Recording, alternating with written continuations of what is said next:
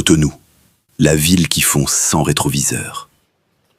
Cotonou n'est pas née capitale, elle s'est imposée.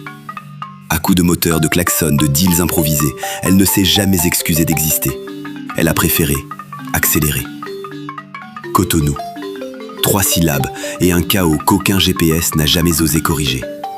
Le nom viendrait du fond Coutounou, qui veut dire embouchure de la rivière de la mort. Oui, même dans son nom, la ville te prévient. Ici, tu avances, ou tu te noies. À l'origine, ce n'était qu'un petit village de pêcheurs, planté entre le lac Nokoué et l'océan. Mais les colons français en ont fait un port stratégique.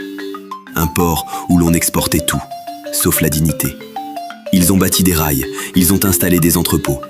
Et ils ont fait de Cotonou le cœur économique d'un pays qui, ironie béninoise, a sa capitale politique à Porto Novo. C'est comme vivre dans une maison et laisser ton voisin déclarer que c'est lui le propriétaire. Mais Cotonou ne s'est jamais vexée.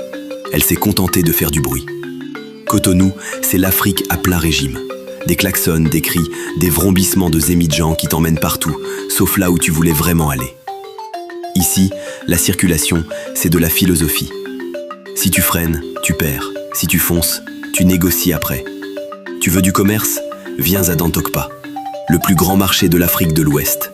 Un labyrinthe de parfums, de cris, de boubous colorés, où tu peux acheter un pagne, un avocat, un poulet vivant et une solution miracle contre les mauvais esprits, le tout sans quitter la même allée.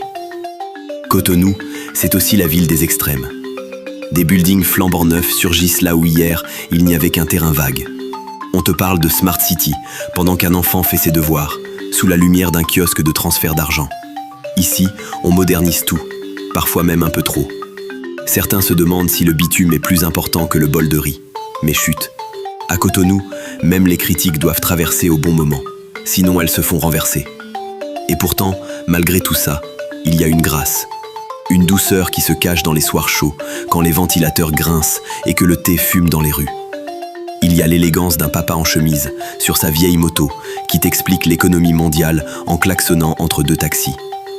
Il y a cette capacité folle à rire de tout, même des coupures d'eau, même des coupures de courant, même des coupures d'espoir. Cotonou n'a pas de complexe. Elle sait qu'elle ne sera jamais Paris. Et franchement, elle s'en fout. Elle préfère le pagne au tailleur, le bissap au champagne, et le proverbe au slogan. Une ville, une bousculade, une leçon de vie. Cotonou ne promet rien, mais elle te montre ce que c'est que de vivre à fond, sans pause, sans filtre, sans peur.